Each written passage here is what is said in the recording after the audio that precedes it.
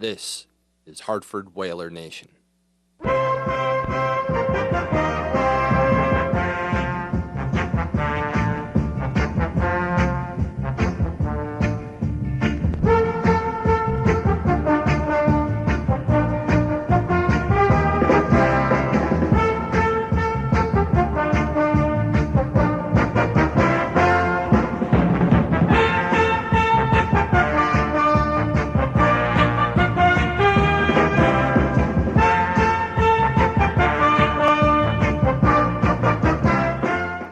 Welcome to Whaler Nation TV. We've had an exciting week with the Winter Classic coming on. Peter Hindle's with me from theexaminer.com. We are going to go over a host of things tonight, starting with the Winter Classic. It was a very a unique event at the Big House in Michigan, Ann Arbor, Michigan, where the Wolverines play football. There, I was lucky enough to be invited there by a friend of mine whose son played for Michigan.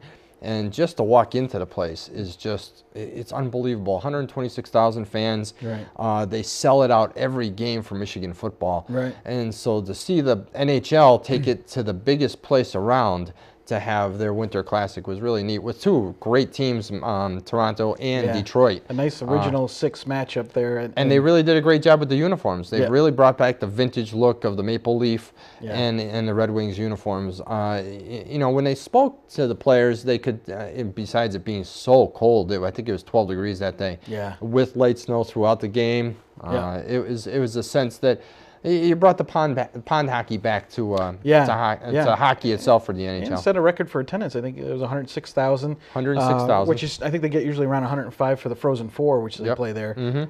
And Gordie Howe, of course, was on hand, you know, being Detroit playing and there. And Bobby Hull. Yeah. And you know, when you look at the preparation, I mean, it must have cost a ton of money to put this thing on. Just the logistics of putting on in Michigan, the weather. I mean, we such a smaller scale when Howard Baldwin and Whaler Sports and Entertainment put on the Whale Ball. But again, a huge undertaking. I'm sure they had to shovel snow. They get more snow than we do. Right. Yeah, absolutely. But the teams were in there. They brought them in, and it was neat because some of the players for Detroit at some of the pregame, you know how they kick the ball around to loosen up, almost like the hacky sack, but they use a soccer ball. They had it out front for the fans to see, and they had a cordoned off area where the players were doing their warm up. So you know, there was a really sense of the players being in touch with the fans, and they were close enough. You know, obviously 105,000. You're not going to be right on top of the players. And they do the Winter Classic every year. As a matter of fact, I believe they're going to do one with Anaheim and L.A.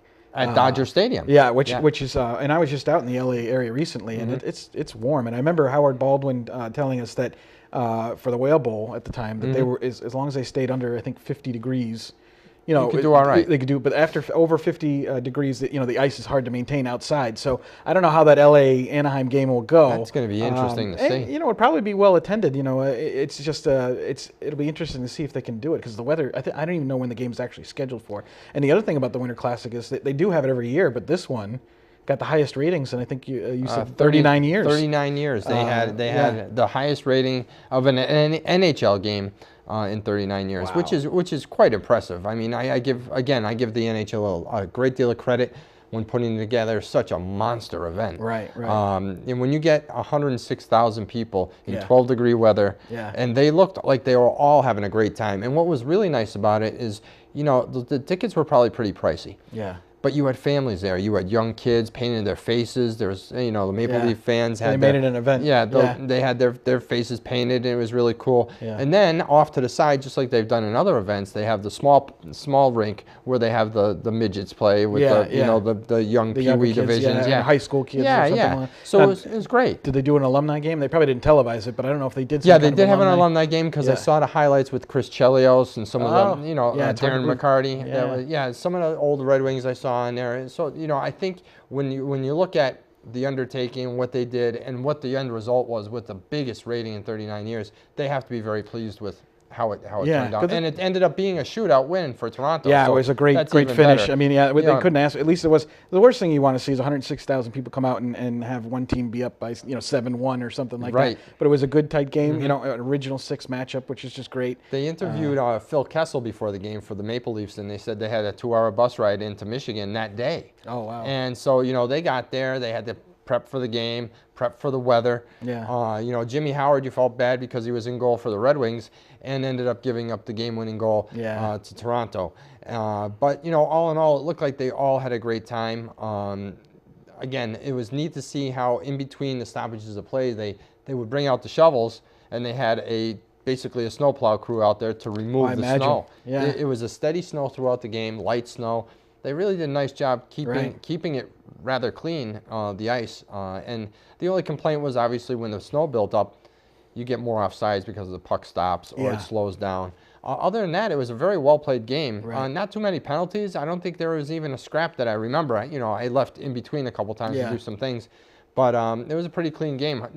Hard checking game. Yeah. Yeah. It was, well, it gets the crowd into it. Absolutely. Oh, yeah. And they'd cheer. You could hear them, obviously, 106,000 people. You actually hear more than you see in a regular NHL game. But they did a great job. Now, they're going to get crowds probably somewhere around half that because there's 2 more games in the New York area. Well, they have the Yankee Stadium. Yeah, the Yankee Stadium's going to be made into a hockey rink, you know, and then that holds, I believe, like 48 to 52, somewhere around that range.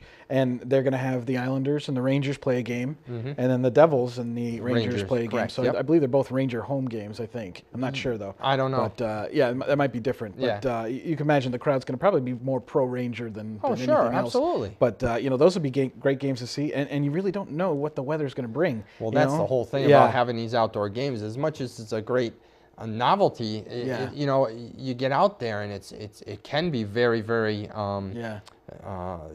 cold. I mean, 12 degrees. I mean, we had 15 here, and it was cold with the wind. But you know, I think they're doing the right thing by bringing the game outside. They have to open up their fan base more, and we have to get more people to watch hockey. And this is a great way to bring in someone who maybe doesn't go to a game all the time and say, hey, this could be a neat thing to see at a baseball stadium, see a hockey game. Yeah, absolutely. Like Fenway Park. Fenway Park, that was a huge hit because the weather was good. And it was a great game between the Bruins and Flyers. You know, these Winter Classics have all been pretty much good games. You know, you hope that continues. Sure. But it's almost a little bit of a double-edged sword because you don't want to flood the market with a bunch of outdoor games. But they are a big hit. You want to make it special. Yeah, you want to keep it special. So I think that's what they're trying to go for. But this year, they'll have at least 4, which they keep the Anaheim and Well, LA you remember game. last year they had the Heritage classes up in Calgary. Right. And that was cold. They were showing that temperature, and I'm like, oh, goodness. Yeah. That was the Jets. I think the Jets in Calgary played that. Yeah. But that's, again, I give them a lot of credit doing with that. Right. Now, when you get into that, you get into the Olympics. At the game, you had the women's team announced, and we have a Connecticut native, Julie Chen. Yeah, Julie Chen, who's in the Connecticut Hockey Hall of Fame a couple years ago. She was honored there, so she was there. And then there were 3 other Connecticut players. Pacioretty, Shattenkirk from St. Louis, and Jonathan Quick. Yeah, Jonathan Quick from the Kings. Yep. And that's pretty good. Now Quick will probably back up Ryan Miller. Ryan Miller. I think Jonathan is still suffering from a groin injury. Right. Yeah, but they think he'll be ready to go for the Olympics. And if you got Ryan Miller and Quick, I mean, you're pretty much all set there. Yeah, exactly. I don't know if Ryan Miller still has that mask. I don't know if you remember it. I think it was in 2000. It's the side of the mask is Uncle Sam, and he's rolling up his sleeves. Getting ready to do work. Yep. And that was when you have the patriotism. I happened to be in a class for work. And it was a 10-week class I was in, and I was busting the guy's rear end. He was from Canada. And I said, Canada, we're going to beat you. Well, we didn't beat him. Yeah. And I had to wear a Canadian flag on my lapel the rest of the week. Did you? Yeah, it didn't work out too well for me. Yeah. But I thought it was a great series back then. Yeah. You can only imagine. Hopefully everything's safe over in Russia because of the most recent terrorist explosions over there. That's a problem, and then we get into why people go to the Olympics, because it is a unity of the world coming together. Oh, absolutely. And we have some great players for the U.S., so it'll be exciting to see. They're kind of calling Switzerland like the dark horse team, I guess. They've really stepped it up. The teams that have made it, but the U.S. and Canada are up there in the front. And if I remember in 2010, the U.S. had beat Canada in the preliminary rounds, but then lost to them in the gold medal game. And when you win the silver medal, it's great, but the U.S. they want to win the gold. Oh yeah, absolutely. It's been a little while, so they have a good team lined up. It's just a question of will they be able to match up with the Canadians? You know, Sure. will they be able to take you know, the other games that they're involved in? So it's just going to be an NHL loaded type of thing, and that's coming up pretty quick. So That's February 6th they start. Right, right. And they showed some clips the other day on the during the Winter Classic, and they showed the women, the U.S. women going against the Canadian team, and they got into a huge scrap. Right. A physical fight on the ice, Yeah. and they were going at it. There were some good haymakers being thrown. So you know, Wow. this was a good prelim to the Yeah. Olympics to Yeah. see what kind of passion each of these teams have, and it's nice to see the women really have the passion for the game as well. I mean, you don't want to see fighting take over the Yeah, game, but yeah. it's good to, you know, throw Oh, a couple yeah. in there, you know. Yeah, this is show for 'em- real. Show them who's yeah. boss. Yeah, this is for real. And we think Kevin Deneen's going to be a coach of the Canadian women's team, I think, right? No, there was a No? woman named. I Oh, didn't was catch her it? name, and I apologize for that. But Yeah. there was a woman's head coach. She was Oh, okay. actually in between periods of the Bruins game the other night. So it was a woman named. Again, I forgot her name. I Yeah. apologize. So you know, I don't know what happened. I guess Oh. he was one of the finalists, but Oh, okay, they but he chose didn't to go yeah, with someone else. I didn't know. I'd heard that he'd done that, and I thought it would be a good stepping stone for him. Yeah, You know, to get he back might be into on the the NHL. staff. I don't know. I didn't Yeah, do that might any be research possible, on yeah. that. But when you look at, you know, what Connecticut has offered, like we said, the 4 people from Connecticut yeah. going to be in the Olympics. That's a great Sure. hometown story. Especially when you think about nobody in Massachusetts, no players from Massachusetts. Nope. And Connecticut had 4. I mean, Yep. you would have thought it would have been the other way around, you know, Right. but it's pretty amazing. And you got, I mean, Quick is an incredible Oh, he goaltender to is. begin with. So he really hit yeah. his stride, especially a couple of years ago. Right. And you know, the other day at work, Kevin Nathan had come in and he was talking about it, how he wants to do a bunch of exposés on the hometown players. Right. So when he gets out to Sochi, he'll be able to meet up with these guys and say, hey, we want to get some pictures of you guys, you know, coming up through your Pee-wee sports in the hockey, all the way up to where you currently are. Jonathan Quick obviously has won his Stanley Cup. Right. Pacioretty plays for the Montreal Canadiens. Right. Very good player. Yes. Happened to not like the Canadians, but still, you know, he is Yeah. a good player in his own right. Yeah. You know, a couple of years ago, he got knocked out by Chara up against I the remember boards. that. That was probably one of the biggest hits I think I've ever seen. I mean, yeah. that was well, it was it one was of the those things pylon, where really. It was Yeah. where the pylon was, and that's really what Yeah. made it that much worse. But he came back and he's you know, No, he's been a all right, good which is a good thing. This year 'cause, he's had a very good year. So, yeah, yeah. so he rebounded quite well. So we'll have to see because the NHL is going to take a little break, and sometimes that break can you know change the chemistry in the teams a little bit, or you know Sure. because you know we're looking at the Wolfpack who are their rosters being depleted by the Rangers. The Rangers had some call-ups, and you know like Henrik Lundqvist, who's the Rangers goalie, signed a major 7-year contract.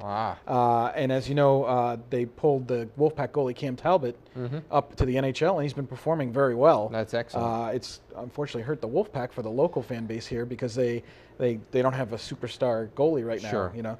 But well, who's the other one? Chad Johnson for the Bruins. Yeah. There was some trade rumors going on Oh, with him really? recently. Oh, Yes. wow. So we'll have to see where Chad Johnson goes. He Yeah, might yeah. not be a Bruin for long. Yeah, yeah. I So wonder we'll who have they to would see. get. They would have to get another backup. They brought up a backup from from Providence, Providence? Oh, and they he did? actually played his first game the other night and came out with a win. It was his first National Hockey League win. Oh, right. Wow. So I don't know if Johnson has already Yeah. been sent somewhere. Yeah. I didn't see the follow up to that, He but could be. obviously, Yeah.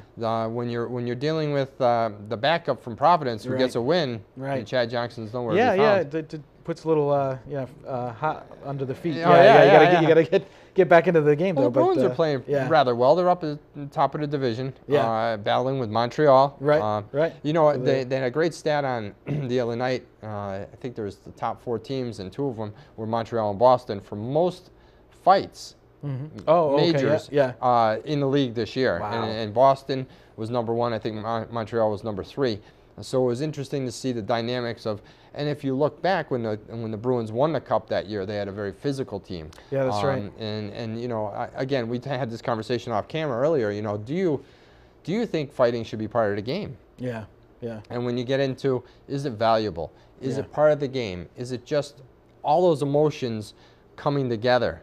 You have speed, agility, and again, the speed of the game. We talked about it before. You take the red line out, now you have a wide open game. Yeah. And sometimes the frustrations take over. And, Yeah, and because absolutely. hockey has the fighting culture in it, and they've, you know, even though these guys, I mean, Phil Kessel the other night got into a scrap. And, Yeah. you know, Phil's a winger where, Yeah. like we said, traditionally it was defensemen. Yeah. You know, in front of the net, you get into a little bump and Right, you know, it turns into a fight. Now Right. it seems like it's everyone. Patrice Bergeron got into a fight the other night. Yeah. Marchand always gets into a fight. Yeah. Dineen used to get into scraps when Yeah. he was a winger, you Yeah. know, when he was playing. Yeah. You know, so, you know, it's not just the defensemen per se.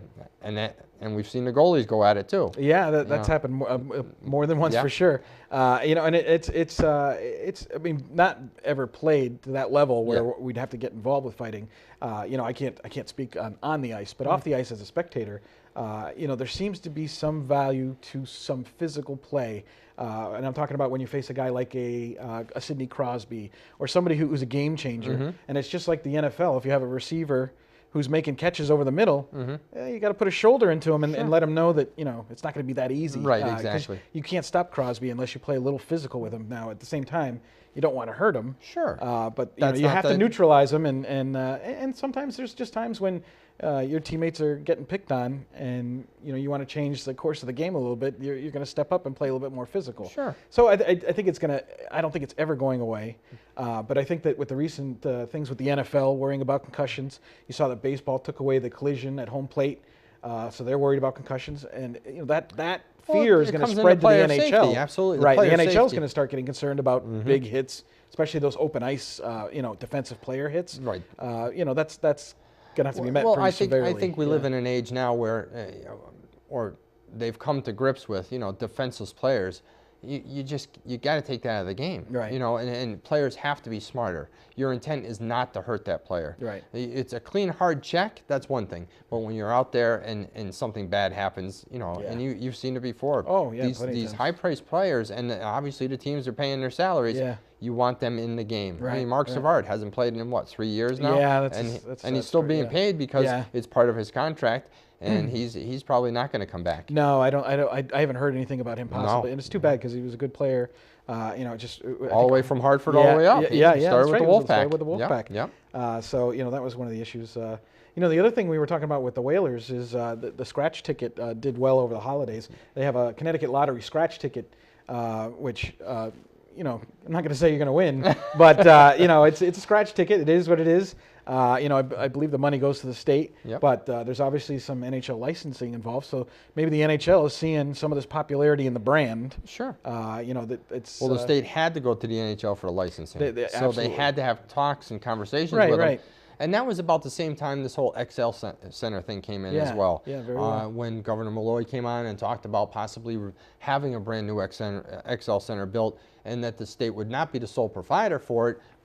And that also came on the heels of them talking with the two prospective groups that want to relocate a team here to Hartford. Right. Again, these are all very early conversations. Andrew Doba from the governor's office was on talking about it, that it's very early in conversation, that it's nothing to jump at, that it's going to happen next year, 5 years from now. It might even happen 10 years from now. Right. But at least there's talk about it, and it rekindles that fire a bit to say, hey, maybe. Yeah. You know? Yeah. Again, it'd be great to have an NHL team back here.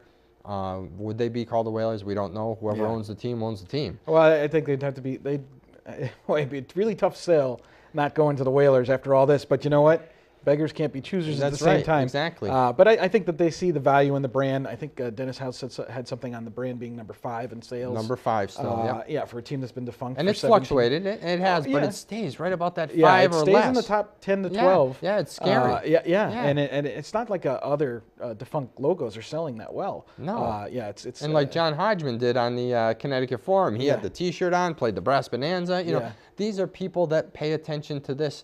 You know, he talked about the H in the middle, the whole logo thing, and went on a rant for a while. You know, when you look at Hartford, and you said the story when you were out in L.A. and you're walking down the beach with your Whalers hat on, and people are yelling from you from the water, "Hey, Whalers!" You know, oh yeah, you know. You're on the West Coast. Yeah. You know, you get that on the East Coast, of course, but on the West Coast, you got people walking up to you, shaking your hand. Right. You got a couple homers that were out there from the East Coast. Yeah, you know, yeah. That's a great deal, you know? Yeah. So the logo sells itself. And, Yeah. And when Peter Good and Jack Lardis were on, they were great guests of ours, selling the logo and the advertising at the time for the Whalers. Yeah. So, I mean, that and the scratch ticket, you know, the NHL talks, the governor kind of going from NHL being a remote possibility to it now being an interest. An you interest. could call it an interest. More of an interest and now. it's just talk. So and we realize that. But the point is, most Whaler fans are excited that there is talk. It's Sure. almost like where there's smoke, there's fire. Well, it's just nice to see a little smoke, because it just means that the state's not completely closed off to the idea. Right, and that it's a whole difference than when it was about 2 years ago. I mean, David Panagore talked about it as he was chief operating officer for the city of Hartford. Gary Bettman came to Hartford and talked to the city about Yeah. it. That was 4 years ago. Yeah. So that's not that far away. No. And now we have renewed talks about this happening again, and it's very encouraging. Right. And I think I even saw David Panagore, who's kind of active in social media Yep. on Facebook. He said that 4 or 5 years ago really isn't that long ago. No. So in his opinion, the NHL, it's not like their interest has dwindled on Hartford. If anything, No. it may have even grown. And you know what? Some of that has to be from Howard Baldwin, who kind of reinvigorated a little bit of the market, interest. the market, yeah, sure. little market. I mean, it didn't work out well for them, but No. at the same time, it was almost like it started a ball rolling. Well, kind it of a little did, bit. and he brought back the name, and that's what he said when he did this, that he wanted to bring back the name, he wanted to bring back the colors, he wanted to bring back the brass bonanza. He wanted to bring back what was here. Right. And, I give him a lot of credit for what he did. Unfortunately, yeah, it fell a little short with the finances and so on. Right. But I think their heart was in the right place. Right. And, people can say whatever you want, but his heart was in the right place. Howard Baldwin Jr. and Mark Wallon did a great job when it came to putting that product out there. Right. And that first game had 13,000 people. Yeah, I mean, yeah. when you have 13,000 people at an AHL All-Star Right. game, you did all right. Yeah, and And- to put it into perspective, the team rebranded to the Wolfpack, as we've mentioned ad nauseum. But they are currently, I think, 21st or 22nd, and they have about a little over 3,500 average. Unfortunately, that's the lowest average for the AHL hockey that Hartford has ever had. So Wow. that's a little depressing. It's down from about 4,000 from last year and down from about 12,000 people the year before. Really? So, a lot of that has to do also with the new marketing. I mean, Global has come in. They have told us in certain meetings we had with them that they just put the attendance to what it is. It's not where you're putting a lot of comps or a lot of extra tickets. So, I give credit to that. It's just something to the effect of, but, to be honest, AHL attendance overall is kind of on a little bit of a downswing. I'm not sure why that is. Last year it was on the major uptilt because of the lockout. Yep. So that's another reason for Well, the other thing you have difference to in realize attendance. is now Global is in their first year of this 10-year commitment. Right. And I'm sure they're just getting their feet wet, trying to figure out how they're going to go out with their strategy and how they're going to make this a successful event. That hockey needs to remain for 40 nights in Hartford, and what they need to do to get those numbers up. Right. Ilka is a great guy. He was on with the show with Yeah. Chris. They're good people. Yeah. I think They care about the market. they really do. Yeah. And they're in community. Definitely community Yeah, guys. absolutely. Great customer service. You talk to them, they're great people to talk to. Yeah.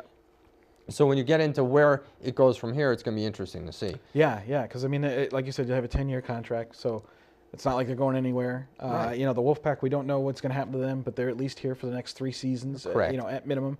It's an interesting point being brought up that Marc Messier is building this large hockey complex for youth hockey. Okay. However, it's a site that could be possibly used as an AHL Where site. is it? I believe it's in the Bronx. Oh, really? Yeah, it's in the Bronx, and he's, because he was up for the Ranger head coaching job, and he didn't actually get that. But he kind of detached himself from the Rangers and put all of his efforts into this, hockey organization that he's put together. And that's just a possible landing spot. And you would think, no other team would go there other than, the Wolfpack. Well, there's been so many different things. You talk about the Barclays Center. Right. We've talked about Nassau Coliseum. Right. The Islanders moving to Barclays Center. Right. And now it opens up to Nassau Coliseum. Yeah. Does that mean that the Rangers go there, or the Wolfpack goes there, or the Islanders Farm Club goes out there. to Nassau, Yeah. and the Wolfpack moves to Bridgeport? Yeah. I mean, a lot of these AHL teams are very portable. Yeah. It takes time and effort to move them, Right. but they are portable. Yeah, More and so it's than always an about, NHL club. cutting their expenses. We've learned that most AHL teams don't turn a massive profit. It's more about developing your players. But at the same time, if you can get a better deal in another city, Sure. and that's why they move around so much. Except for Hartford. Hartford's had the same team for 17 years. Yes. It's a little bit of a rare have the same And affiliation they've for been that very long. successful. That's what Yeah, people have to yeah. understand. It is an AHL club, and they've Right. been successful. They've been in the playoffs every year except, what, 2? Yeah, 2 years, and this would be the first year that they're pretty much in jeopardy of missing it twice in a row, and that's never happened before. Yeah. As I said, the team's pretty young. They lost that goaltender. They went out and got another goaltender who's very formidable. But that's one of the issues. For them facing is, can they develop this team enough that they can get back in the playoffs? Because, AHL hockey is better when your team's in the playoffs. Sure. I mean, playoff hockey is playoff hockey. Right. You can't get And the around other that. thing is, Yeah. you hope that parent club doesn't have a lot of injuries, because Right. you really want to really get to know your players down at the AHL level, Right. so people keep on coming back and seeing that player all the time. Right. It's like the Rockets. You go to the Rockets, all right, who's brought up to the Twins, or who's brought Yeah. up to the next level? Yeah. You want to see those players, and they become your hometown heroes. Right. That you go out there and see every hockey game or baseball game, whatever it may be. And it's the sense that they belong to you. Right. It's almost like a territorial thing. Yeah. Yeah. And I think that back when Janandi was playing, you had Virtue, Right. you had Dale Puritan, PJ Yeah. Stock. Yeah. You had those guys for a while. Yeah. They were there, and they were there every night. So you had that, that feeling that you're going to go see your team. The bouncing back and forth kind of mixes everyone up and say, oh, who's the new guy, or who's this, Yeah. or who's that. Right.